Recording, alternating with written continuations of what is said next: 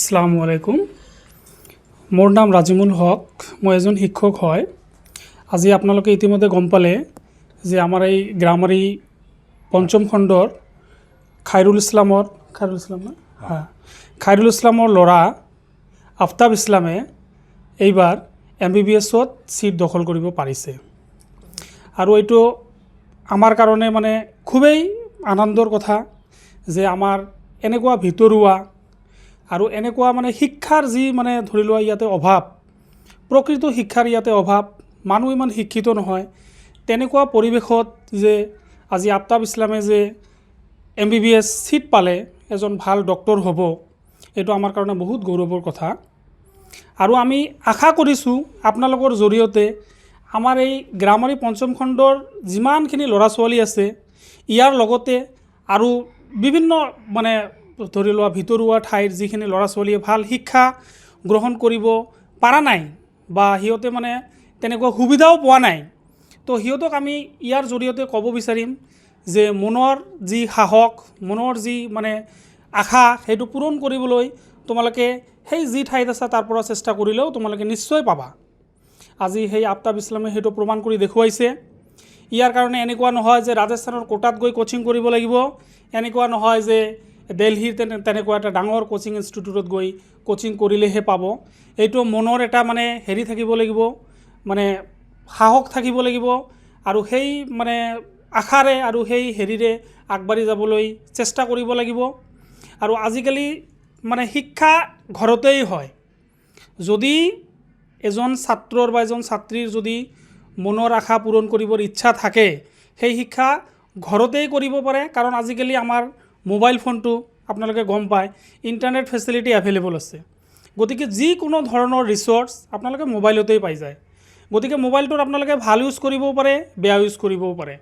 তো পৰাপক্ষত মই গাৰ্জিয়ানখিনিকো মানে অভিভাৱকখিনিকো মই অলপ অনুৰোধ কৰিম যে আপোনালোকৰ ল'ৰা ছোৱালীয়ে মোবাইলটো যে ইউজ কৰিছে সেইটো আপোনালোকে অলপ চকু দিব, নজৰ দিব। যদি মানে সিহঁতে মোবাইলটো ইউজ কৰি আছে, কি কামত ইউজ কৰি আছে, অলপ মানে নজৰটো দিব। আৰু এনেকুৱা নহয় যে মোবাইলটো মানে হাতত লোৱাৰ লগে লগে ল'ৰা ছোৱালী বেয়া হৈ যায়। যদি অভিভাৱকৰ অলপ মানে সিহঁতৰ প্ৰতি অলপ এটা মানে চকু থাকে, তেতিয়াহে গম পোৱা যাব যে মোৰ ল'ৰা বা ছোৱালীয়ে মোবাইলটো কি কামত ইউজ কৰি আছে। যদি বেয়া কামত ইউজ কৰি আছে, বুজাই দিব লাগিব যে এইটো বেয়া কামত ইউজ নকৰিবা, ভাল কামত ইউজ কৰিবা।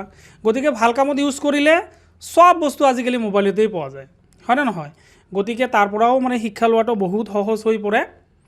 তো এনেকৈ মোবাইলৰ জৰিয়তে হওক, কাৰণ মোবাইলত আপোনালোকে মানে যিমান মানে ভাল ভাল শিক্ষক আছে, যি লাইনত যাব বিচাৰে তাৰে বিভিন্ন ধৰণৰ ৰিচোৰ্চ আপোনালোকে ইণ্টাৰনেটত মানে পাই যাব। তো সেইখিনি যদি ভাল কামত ইউজ কৰিব পাৰে তো ল'ৰা ছোৱালীৰ কাৰণে ভাল হ'ব। কিছুমান অভিভাৱকে বুজি নাপায়। মই কেতিয়াবা যেতিয়া ল'ৰা ছোৱালীক পঢ়াই থাকোঁ, মই সিহঁতক কিন্তু মোবাইলত বহুত বস্তু পঢ়িব কওঁ। ধৰি লোৱা কিছুমান চোৱা ৰিডিং নাজানে, হয় ন? এই সৰু ল'ৰা ছোৱালীৰ কথা কৈ আছোঁ, ৰিডিং নাজানে। তো সিহঁতে ইউটিউবত গৈ তেনেকুৱা ৰিডিং মাৰিলে বহুত ধৰণৰ ভিডিঅ' আহি যায়।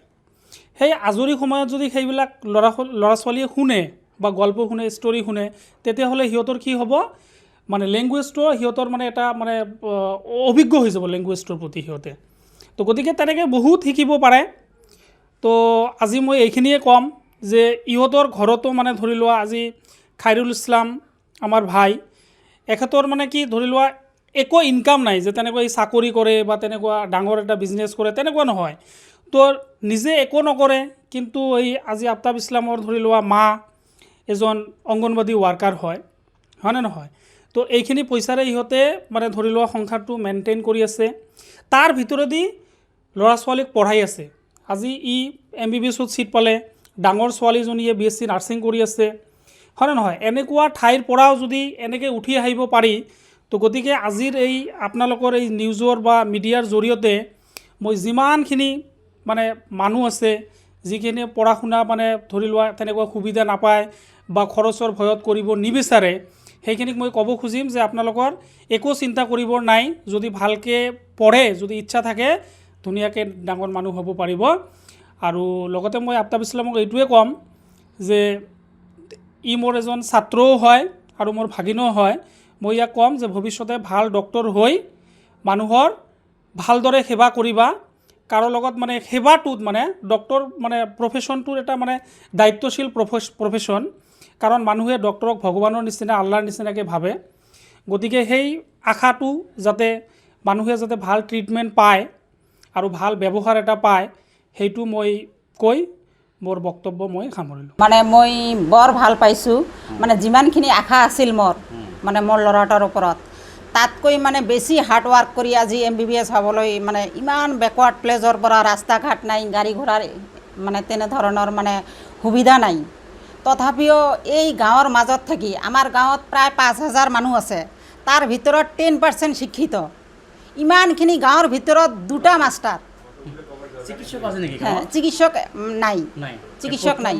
প্ৰথম মোৰে ল'ৰাই মানে MBBSত চান্স পালে, সেইকাৰণে মই বৰ আনন্দিত হৈছোঁ।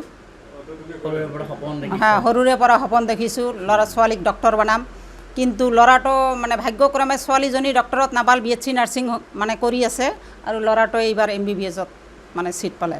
Myself Aftab Islam, I am from Grammary Part 5, Alangmanj, Dhubri, Alangmanjor পঞ্চায়তৰ ভিতৰতে পৰে। আপোনাৰ এই মই বহুত গ্ৰেটফুল যে মই এবাৰ পাইছোঁ চিট এটা। I have secured a seat in Nalbari Medical College and I am very grateful that I have secured a seat in Nalbari Medical College. It was my dream from childhood, so I am very happy, and I am very happy that I could make my parents feel proud, and I am very thankful to my teachers, and here my childhood teacher Razimud sir is present. I am very thankful to him also. Obviously I want to serve the people of Assam and outside it. ज़्यादा करके मैं जो rural area पे जो गरीब लोग हैं वो पैसों की वजह से अपना जो ट्रीटमेंट नहीं कर पाते हैं, मैं उन लोगों का जितना चाहे मैं अपने हिसाब से हेल्प करना चाहता हूँ। और बहुत लोग हैं कि पैसों के वजह बिना ट्रीटमेंट ना लेकर मर जाते हैं, वो मुझसे देखा बिल्कुल नहीं जाता। तो इसीलिए मेरा चाइल्डहुड से यही ड्रीम था कि डॉक्टर बनूं, डॉक्टर बन के मैं इन लोगों को सर्व करूं। और मेरा जो पेरेंट्स है ये वो भी चाहते थे, उन लोगों ने मुझे बहुत सपोर्ट किया इस जर्नी पे, मैं उनके लिए बहुत थैंकफुल हूँ। और जो टीचर है, मेरे ऑनलाइन टीचर्स थे, ऑफलाइन टीचर्स थे, चाइल्डहुड टीचर्स, राजिमुल सर यहाँ प्रेजेंट है, रमूल सर प्रेजेंट है, मैं इन लोगों को भी थैंकफुल करना चाहूँगा कि जितना भी उन्होंने मुझे हेल्प किया अपनी जर्नी में। मैं यही कहना चाहूँगा कि हार्ड वर्क और कंसिस्टेंट हमेशा आपको आगे बढ़ाएगा। Hard work always pays off. So मैं यही कहना चाहूँगा कि आप कंसिस्टेंट रहे, अपना मॉक टेस्ट दे और क्वेश्चन प्रैक्टिस करें, तो आपको आसानी से, इतना भी टफ नहीं है जितना लोग समझते हैं, आप आसानी से क्रैक कर सकते हैं। थोड़ा बस हार्ड वर्क कंसिस्टेंट चाहिए और थोड़ा बहुत स्मार्ट वर्क भी चाहिए। মোৰ নাম ৰমিউল ৰহমান, মই এগৰাকী শিক্ষক হয়। তো আজি আমাক বহুতে ভাল লাগিছে, আমি সকলোৱে আনন্দিত, কাৰণ আমাৰে এগৰাকী ছাত্ৰ আফতাব ইছলামে মানে মেডিকেলত ছিট পোৱাৰ কাৰণে আমি খুবেই আনন্দিত হৈছোঁ। তেওঁ আমাৰ খাইৰুল ইছলামৰ পুত্ৰ হয়, আৰু তেখেতৰ ডেডিকেশ্যন, হাৰ্ড ৱাৰ্ক, আৰু তেখেত সৰুৰে পৰা যি পৰিশ্ৰম কৰি আহিছে পঢ়া শুনাত, আৰু ইমান বেকৱাৰ্ড এখন প্লেচত তেওঁ থাকে, আৰু তেওঁৰ মানে ঘৰৰ অৱস্থাও ইমান ভাল নহয়। দেউতাক এনে সৰু সুৰা ব্যৱসায় কৰে, আৰু মাক এগৰাকী অংগনবাদী ৱাৰ্কাৰ হয়। সেইখিনি টকাৰে তেওঁলোকে মানে এই আফতাব ইছলামক আজি মানে মেডিকেল ডক্টৰ বনাবলৈ মানে সক্ষম হৈছে, মানে ডক্টৰৰ কাৰণে তেওঁ চিট পাইছে মেডিকেল এডমিশ্যনত। তো সেইখিনিয়ে মই ক'ব বিচাৰিছোঁ। যিকোনো খবৰৰ বাবে যোগাযোগ কৰক 7099017330 লগতে 7099017110 নম্বৰত।